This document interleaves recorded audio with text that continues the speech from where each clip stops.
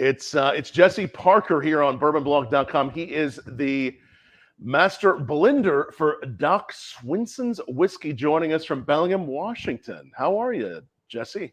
I'm doing great, Tom. Thanks so much for having me on today. Other than a little bit of seasonal allergies, I'm doing wonderful and excited to release a whole new line of our exploratory cask coming out here soon that we're actually bottling today. You're actually bottling it today. We are. Amazing. It'll take a couple weeks. Yeah. Well, we've been hearing great things about all these casks that Doc Swinson's whiskey is doing, and this is the website you go to later when you want to check it out. But I've gone ahead and poured some of the triple cask finish, and again, this is PX Sherry, Oloroso Sherry. You got two different sherries on this one. You betcha. Cognac.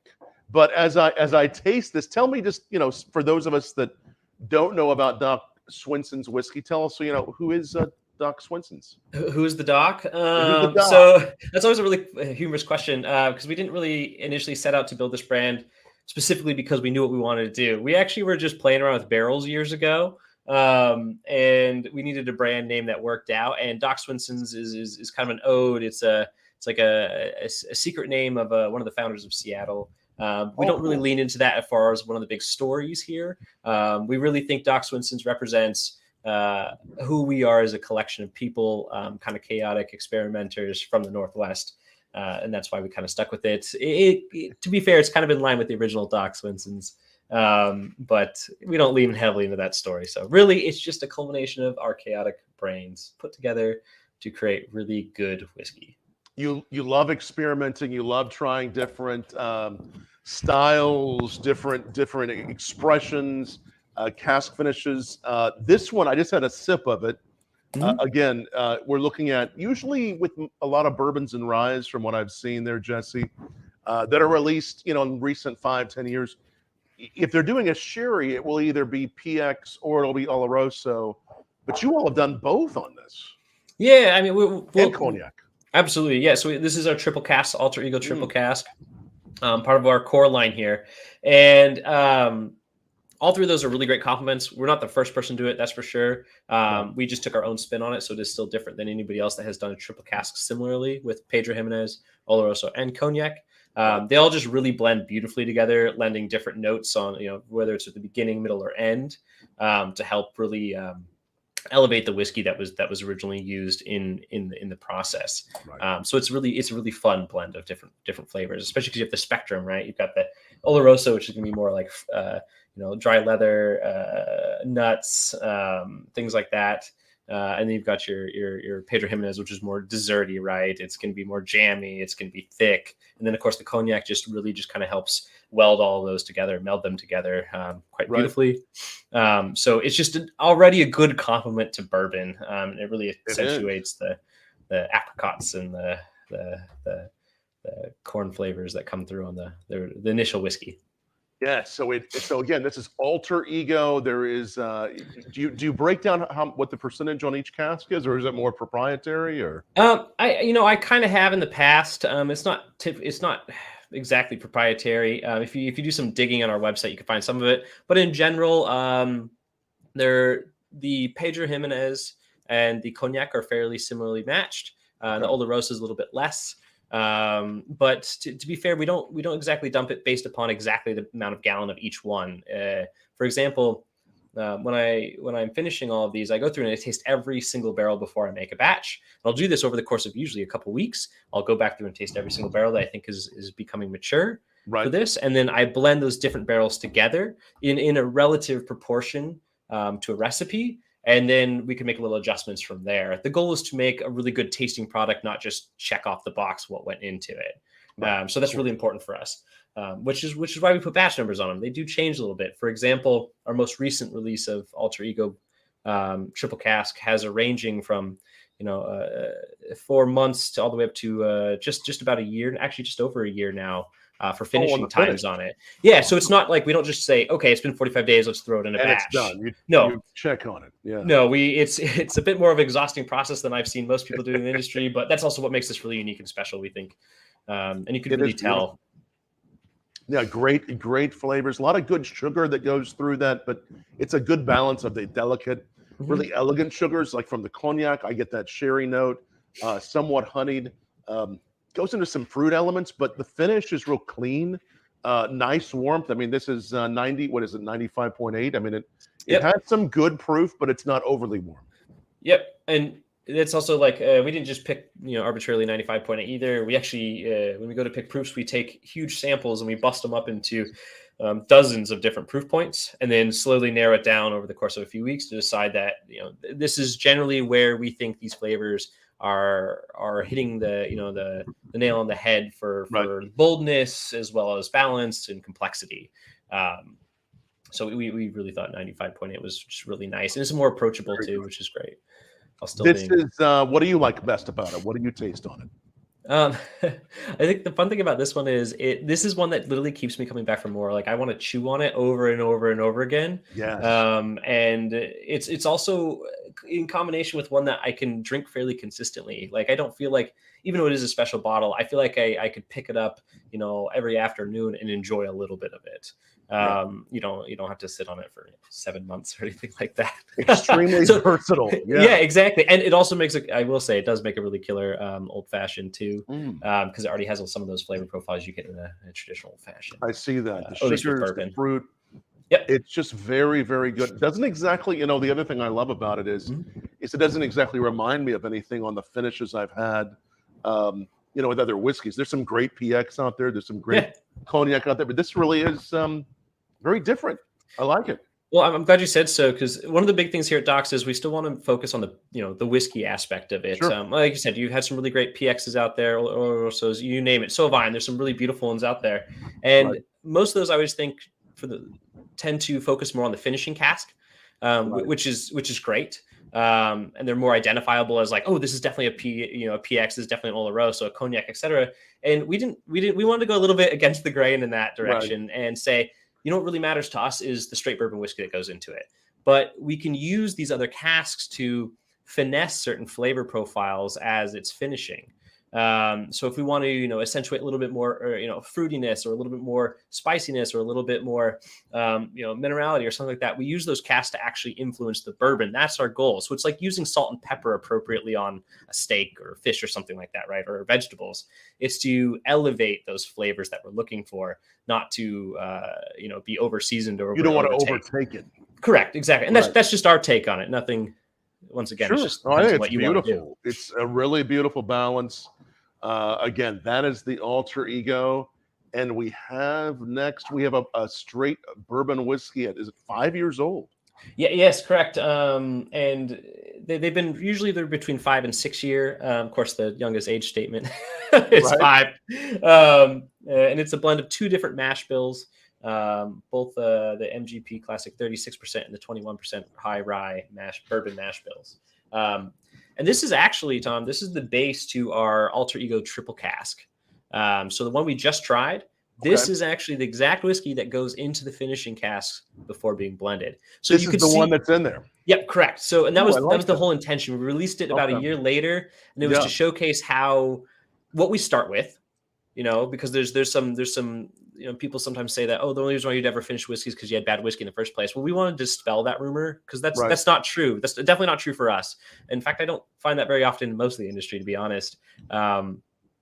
So maybe dig a little bit further into that. Yeah, I'm just kind of going back and forth. I thought I would pour a little of each now. I have some of the bourbon, some of the Alter Ego, just going back and forth. This is a really good bourbon on its own. And again, you as you mentioned earlier, you get your whiskeys from the Midwest, and you bring them to Washington many times to really put some of your own magic into the characteristic with the barrels, with the finishes.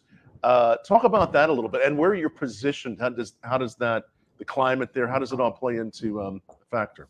Yeah, certainly. And it really does make a difference. I mean, we did start the company because we're all based here. We do love it here in the Northwest. Right. We're all Northwest folks for the most part here. I was born and raised on the islands, for example, in the Puget Sound.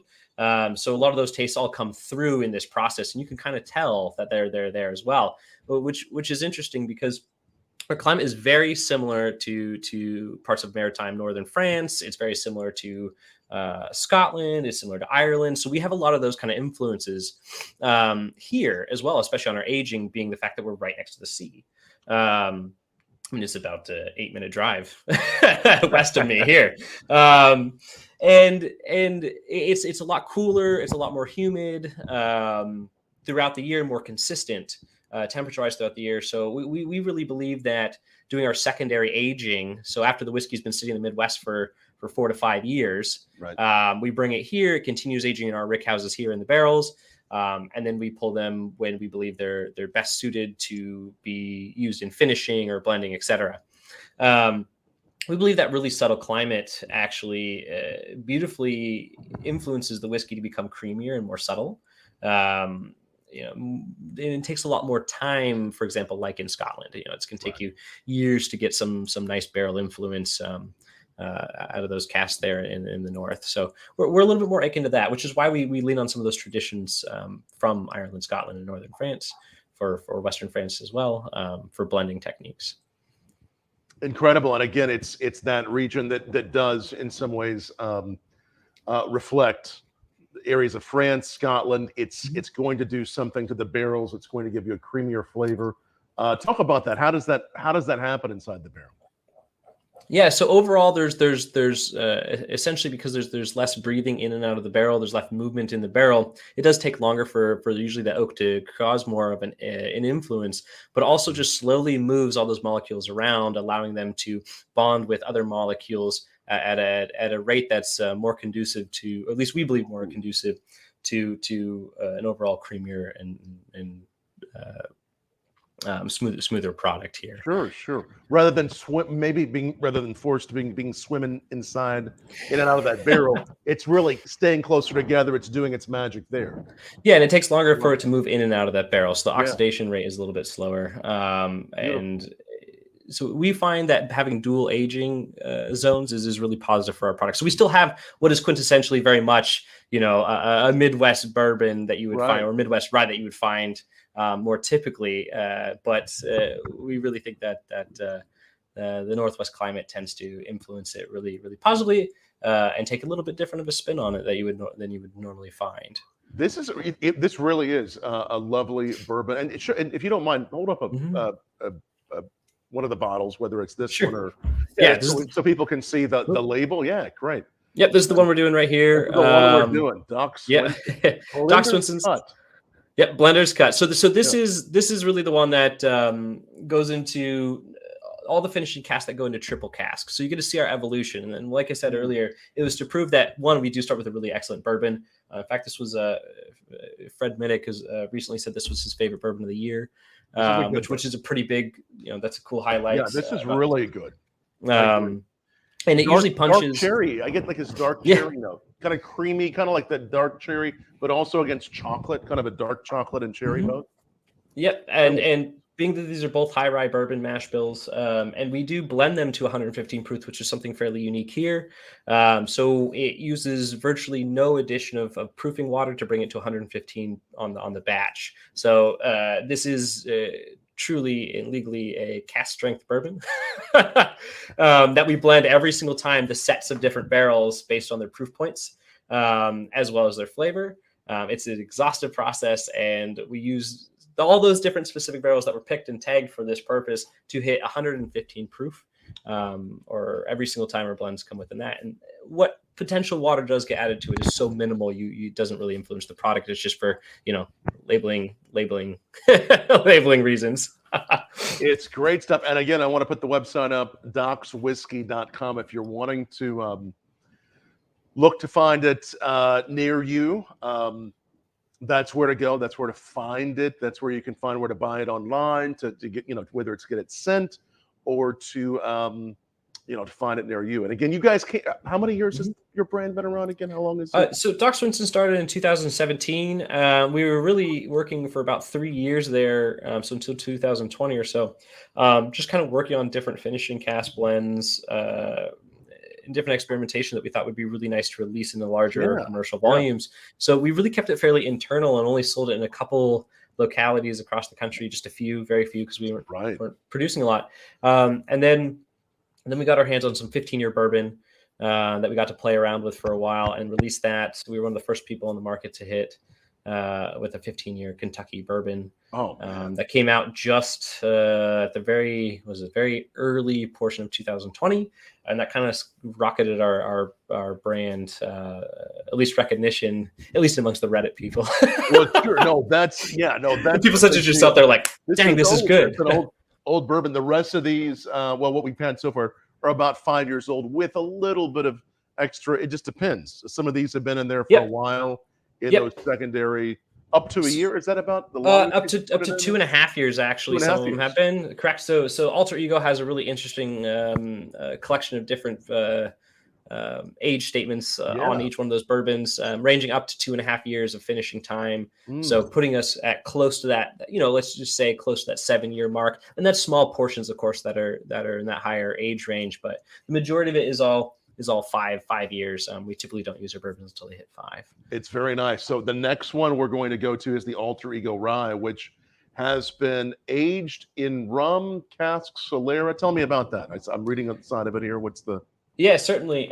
So this one kind of like this is the rye version almost of our triple cask. So the idea here, and what I mean by that is it's one where we've taken 2 really great mash bills, the 95% rye and the 51% rye, so complete opposite. You got a lot of corn content. It's almost a little more bourbon adjacent. Blended those 2 together, and those end up going into these rum casks that we've actually made in-house. So I used to blend or I have blended a lot of rums for different clients over the years. And so I used to take these and I would collect the excesses of them and barrel age them myself. So what we really do is we take the oh my gosh, the blenders cut bourbon. This is quite an explanation. Blenders cut bourbon barrels. When we dump them, we keep a small portion of them aside, and I blend these. It's 4 different nationalities rums together. Oh wow! That have been aging in used bourbon casks, used sherry casks, used carousel casks, and hopefully some cognac too one of these days. Haven't quite gotten that far. I blend those rums together and then put them in these ex-bourbon casks again, these freshly dumped ones. Okay. So and they sit in there for a period of time to soak into the oak, right? To do the exchange that I'm looking You're making for. your own rum blend, right? That's correct. Yes, which is really strange. I know. You're taking the rum from the cask that it came in from those distilleries. And I also age them further myself, to be honest. You age it a little further. So you start with the rum, you're aging it further in some different barrels. Then you blend them all into one like ex-bourbon barrel? Yeah, correct. Yeah, into one ex-bourbon barrel. And then I pull that rum out, and then we put this rye whiskey in that. And then eventually that gets cycled into a whole, what we call the rum cask pyramid. They're not quite pyramidal anymore because we had limited warehouse space. So we went straight up instead. But it's think of it as a bunch of different rows, kind of like what's behind me here. And the youngest being at the top, the oldest being at the bottom. And the product that just came out of those rum casks, the rye whiskey, is now going to the very top of the Solera. And then we pull from the very bottom when we need a bottling, about 20%. Okay. And then we replace that 20% with the layer above it, 20% of that. And we follow that all the way up. So it creates this large fractional blending system made up of 154 casks currently. That rye whiskey that was finished in some rum casks now has to make it through all 154 casks and portions and then pulled out of the very bottom. And it has to go through those. Correct. Yes. So it has to go what through that happens maze. to the rum? Where's the rum go? It actually goes into another tank and then into another barrel to saturate that barrel with over and over again. We actually never released the rum. It's only in house. So those of us who work here are the only ones who've ever tasted it. How do you like that? Well, this is beautiful. I bet the rum's delicious. Yeah, and it would be a bourbon drinker's rum if that was such a thing, because it has so much bourbon characteristic in it, but it's also very much still rum. And we have thought about maybe doing a sneak peek release just as a like, haha, this is what we do. Show. Yep, right. Because it is actually quite exciting.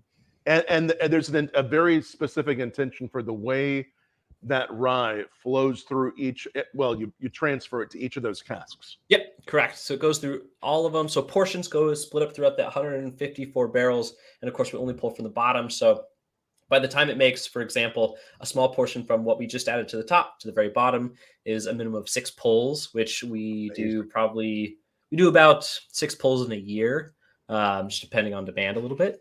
So it'll be in those secondary casks for at least a year. And of course, since we never empty out the Solera, technically whiskey from the very first time we built that Solera is still sitting in that Solera, which has been about 2 years now. So we're looking at about a 6.5-year-old rye. You're keeping just some of that in that first one. Yes, so you're correct. Yeah. So the whole Solera has a portion of it's just fractionally smaller every single time we make a pull. The flavors, and I may have you send me. You're not right in front of that Solera, are you? Are you? No, this represents. This is just pretty for a podcast. This is representation of the exact Solera that did exist. Unfortunately, it's in our warehouse. And there's always forklifts and stuff driving through. Right. So I'll have you send me a photo, but that way we can post it on Bourbon Blog and have people check it out because that is amazing. It would be. It honestly mostly looks just like these barrel racks, but there's all these taps in every single barrel. So and then we bleed them through to each other. It's pretty unique. Well, the passion and the flavor, that has gone into this creation. This is really just so many layers of. There are these beautiful rum notes, right? A lot of fruit. Nice caramels.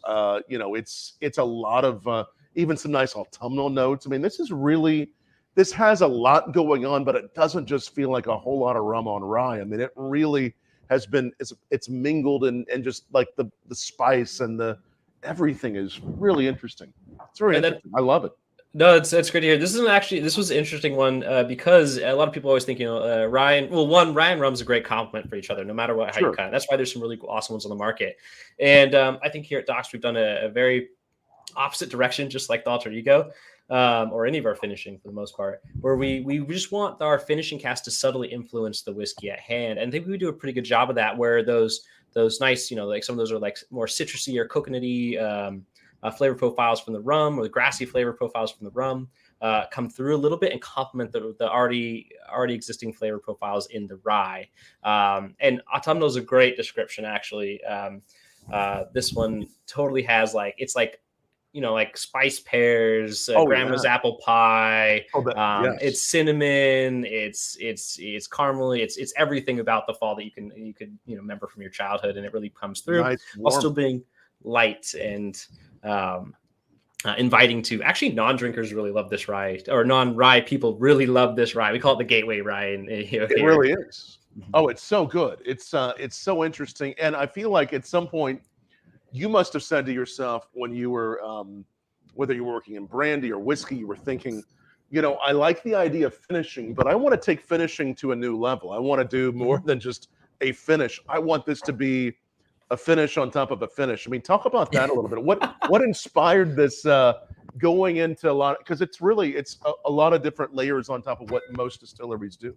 Yeah, I mean, a lot of finishing primarily is, you take your base spirit, you put it in a finish cask, and you blend them all together, and you bottle it, right? You like blend multiple casks together and you bottle it. That's about it. And I think a lot of people do that because that's just kind of what became cooler, or they have to, and maybe they love it. I don't know. And to be fair, we do a lot of that too. Most of our exploratory cask line, anything we go to create something new, I want to understand the profile. So we take that whiskey, put it in one cask, and pull it out. But where it became a little bit more interesting here, we wanted to create these different systems is primarily because, I really love processing methods and I love history. So a lot of these things came from actually reading books from my childhood. And I was a weird one. I really enjoyed reading textbooks and product manufacturing, which is so strange. So a lot of this all really came from, these are all adapted methods used fairly commercially and throughout the world of spirits and wine and other alcoholic beverages as well. And I'm just adapting them to American whiskeys. Yes, it's incredibly complex. Yes, it takes up a lot of time. But the results are truly here. And I back that. I mean, there's a reason why we put bottled when ready on every single bottle. It's not just a sales gimmick. There's truth to that. We don't, every once in a while, we'll make an exploratory cask, for example. And if we don't really like it, if we're like, oh, that's good, but it's not quite what we thought we wanted to hit, we actually don't put it in a bottle and we won't sell it. We just keep it. And luckily that doesn't happen too often, but once in a while it does. Happens occasionally, but you say, hey, we'll do something with this. We'll stand by it. The cool thing is we're a pretty small company. There's 4 of us who run it and essentially make those decisions. And we are not too foreign to being like, no, this isn't quite our mark. Let's rework this and see if we could play with it later. but we won't bottle it. That's So cool. I love that you're a small company. And did most of you all have some background in spirits, whiskey? How did this whole thing happen? So this is one of the funny things about Doc Swinson's, and I think it goes to prove too that yes, you can absolutely be from the industry, and you probably have some absolutely great stories, a hell of a lot of knowledge, etc. But none of us actually really are. I mean, I might be the closest one to that, being that I started working in a commercial distillery when I was 21, when I legally could. And being able to run that distillery has taught me a lot. But no, most of us came from, well, a couple different backgrounds: tech, fish, and I think being a what do you call it, an adrenaline junkie, and then me, that guy essentially got together, and we have one proprietor that actually found us all over the course of years of researching, because he knew we kind of wanted to do this. And then kind of stuffed us all together in a room, and this is one of the result of one of our adventure together. So incredible. Nobody here has a pedigree in it. Sometimes we wish we do, probably, but we're just trying to figure it out and have a really good time doing it while making what we believe are really excellent whiskeys. And in fact, that's starting to show. It is. We're doing well when it comes to a story that we love hearing about, and as we've been following the course and watching craft brands grow, small brands like this, it's really important. And the fact that you're able to really play around with some unique barrels, and just like this last one, the Solera Pyramid, it's really lovely. Yeah, so good. I would say, and we couldn't do this, of course, without all the other big guys out there as well. They're Sure. wonderful supports to us, because in the end, we're not a distillery, right? We're a blending house. So Right. I do get to work with some of the best minds in the industry to understand the process, ask the questions, and then take that information and adapt it to how I want to these products. So it really is like a big community, which is awesome. So I'm very thankful for that, to be honest. Well, we're glad you're doing such great work. It's delicious. All three of these I've loved. I think we are actually going to look into, we're going to look further into rum. This next one is a rye whiskey, and then this is just Jamaican rum barrels, right? This is only Jamaican. That's correct. We once again, rye and rum are an excellent combination, and we all here really like rums. And Jamaican rum is something so funky and strange and out there, and oftentimes used in small portions to influence, like lighter style rums to give it a nice fruity characteristic. And we thought it would be fun to make another rye finished rum cask, but it was so different than the last one we just tried, the Solera method, right? Right. And that's why we focused just on Jamaican. But it is the same base blend of two rye whiskeys, though. This is really, this really gives you a lot of those beautifully funky Jamaican flavors, but against the rye, some of that funkiness is just so well balanced, and it's not as funky. It all works because rye itself has a funkiness about it too. Oh, absolutely. And this is Indiana rye. Both these mash bills are Indiana rye, and they already have a strange funkiness to them that is wonderful, especially if you like ryes. But these two, the grassy notes of the Jamaican and and those funky molassesy flavors of the Jamaican really balance out with the almost hay-like qualities and spicy notes of the rye. There is that grassiness and this beautiful tropical notes. This is really nice. How this is 106.3 proof. How long is this finished approximately? So this particular batch, which will be the first release of Funky Drummer under our Exploratory Casks line, was, gosh, what were we? Approximately 7 months in the barrel, 7 months and 16 days or so. Wow. In the casks, and that was over the course of winter. So the next round that will come out probably after will be a little different, because it's over the course of summer. So once again, we like to pay attention to those things, because it does make a difference.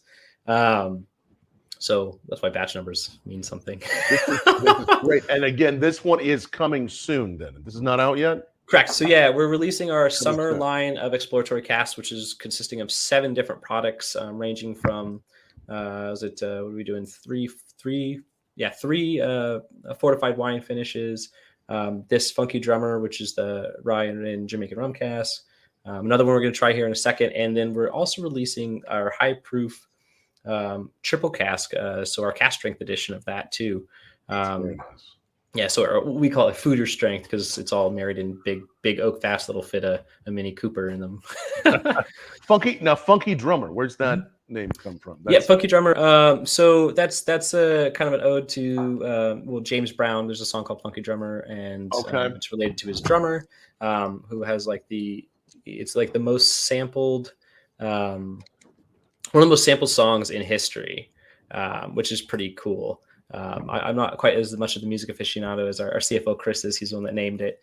But yeah, so this plays into that because we figured, well, Jamaican, it's going to be funky, and we love funky music, and Funky Drummer is just honestly sounds really cool too. No, it does. It's so interesting. That's high esters off that rum, just the beautiful funkiness, just everything about it. It's really well done. Okay, so I mean, I love the fact that you have several ryes here for me to taste. Yeah, we're big rye people, and I want more people to be big rye people. Oh yeah, I love or it. Just like it. Do you think the rye picks up? I mean, obviously the bourbon has picked up your alter ego. I love it. It's so good. But do you think the rye has? When you think about how rye picks up notes with finishing versus bourbon, what do you get a little more excited about rye? What do you? Yeah. So I actually I think rye you can kind of what can you do? You can I'm looking for a word here. You can throw more at them typically, and they're going to usually accept that little bit more abuse. Something more of an intense style of cask flavor profile. Whereas bourbon, you got to be a little bit more delicate with. At least that's what I've found. Otherwise, it just kind of consumes the bourbon. You end up with mostly just the finishing cask. It's too overdone, right? Yeah. Why is that? Why do you think that is? Okay, so here's something interesting. I think one is just understanding what you want out of the product. Once again, there's nothing wrong with the ones that are more pronounced in finishing casks. I have several dozens of those bottles that I absolutely adore.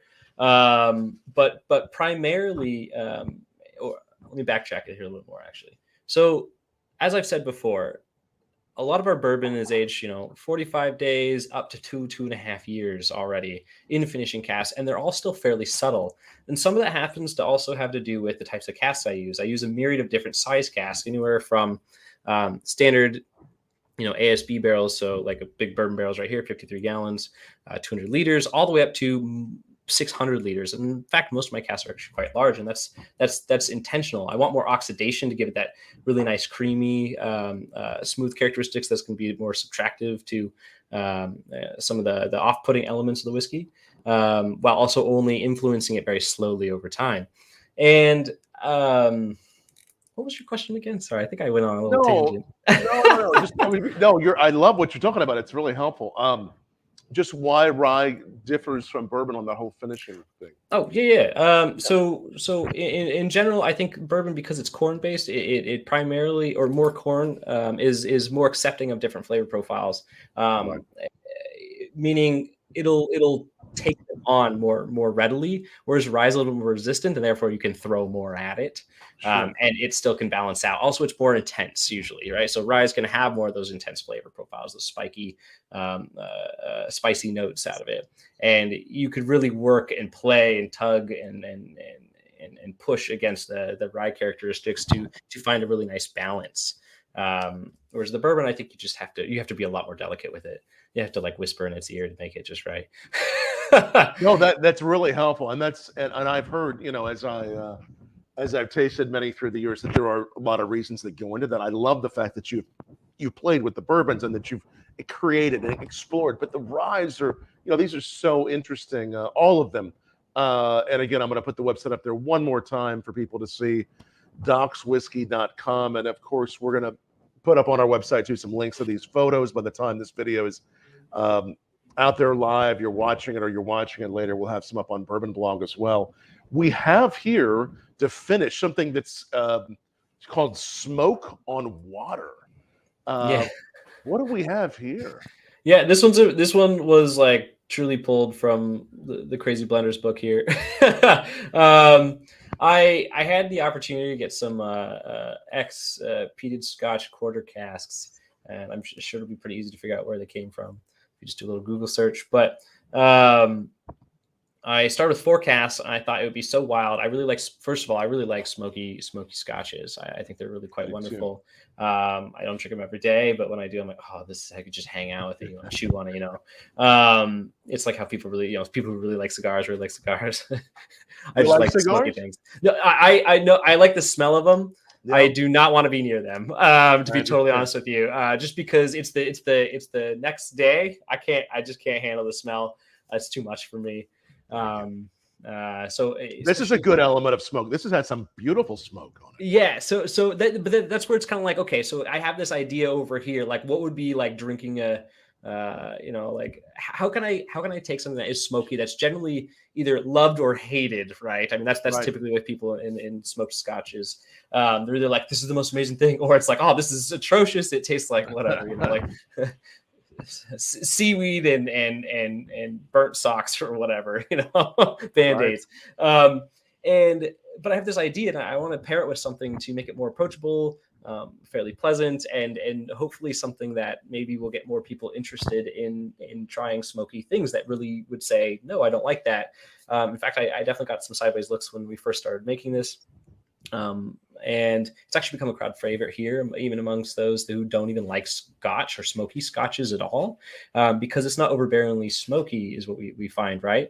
In fact, it doesn't really taste like the scotch it particularly comes from. What is it? I wish I could tell you, but technically I can't. Okay, it's a. But like I said, I tried asking permission to put on the bottle, and we just definitely don't have that kind of clout. And they're really awesome. They're like, I'm sorry. Region again? Yeah, it is an Islay Scotch. So it's an Islay. Yeah, if you just type in, I kid you not, like peated Scotch quarter cask. The quarter cask is kind of the signifier there. That we might have an idea. You'll have a really good idea pretty quickly. A good peaty Islay Scotch. Yes, absolutely. I mean, these are known for being one of the peatiest, of course, on the large scale commercial side. These little casks came in, and I had some extra rye sitting around that was supposed to go into the Solera system. So it's just the straight 2 rye mash bills blend together. I put them in these casks, and within a couple of days I thought, oh well shit, this got too smoky, or it's like actually got really vegetal too. So it's like super green, almost like chomping on like, I don't know, like hatch chili peppers, which was neat. Yeah. And I decided to spice, I kind of just kept like leaving it there, and it actually started getting sweeter, more fruity, and eventually that's what we ended up bottling up here, was this smoke on water under our Exploratory Casks. I love this. Right. I mean, I don't know if you like smoky scotches. I do. I love the smoke. I get the rye. There's undertones of the sweetness from the rye, but I love how the smoke is. There's a layer of this beautiful smoke of rye. It's not, and again, nothing you've done has had the flavor of the finish take over the whiskey. How do you balance that? What do you do to approach it? So magic. No, it's really it's a little bit of magic, maybe a little bit of luck. I think it's primarily a combination of the climate. Yes. What our intentions are behind the product. So our goal is to not let the finishing cask take over, which means we pay extra special attention to each and every single cask. And I kid you not, it is a process here. And we really do I go through every single cask that actually goes into a blend to decide whether, what mark it hits, and how to balance it out. And then we approve them internally. So it's attention to detail, the climate that we're in, and maybe a little bit of magic. Well, the magic you're using and everything, the talent, the skill. I know you have a great background there in working with both whiskeys and brandies, and everything you're doing, Jesse, and your team. You're doing great work, and thank you. I'm impressed. I'm really impressed with what you're doing. Well, I appreciate that. I mean, the goal is always to improve, right? I mean, I got a long ways to go in this industry, but I know we're doing well according to the critics, which is great. So our goal is to keep doing well and potentially do better. That's the idea, is get good whiskey out there. Especially, we want more people drinking bourbon and rye. Let me tell you. I mean, every time I'm like, oh, I only drink vodka. I'm like, great, come on, try something different. I want to bring them over. I want to like brown spirits. Well, and I'm sure you have with the flavors you're doing. I mean, these are some good ones just to showcase the elegance. The flavor is rather transportive. I mean, it again. I've had some wonderful finishes of, you name it, everything from rum, sherry, all these. But these are, you've done this on a different level, and I congratulations on that. Thank you. I think some of that here is just we really just don't want to get like stuck in a box. We don't want to like, this is what we're supposed to do. This is what we want to do. This is what it's a reflection directly of us and how we approach it, which is kind of nice. I mean, it's kind of fun being out here in the Northwest. We kind of get to do what we want. I'm not saying that anybody else isn't, but that's just a big focus of ours, is making sure we just make whiskey that really speaks to us. And more often than not, it actually has like some interesting memory connection back to something that, from something else, which is cool. And that's like a big part of that sense, right? And being able to smell something as it invokes various memories from different things. And each one of these definitely invoke a memory for me. And we hope you can chew on them too, and I like it, and find that as well.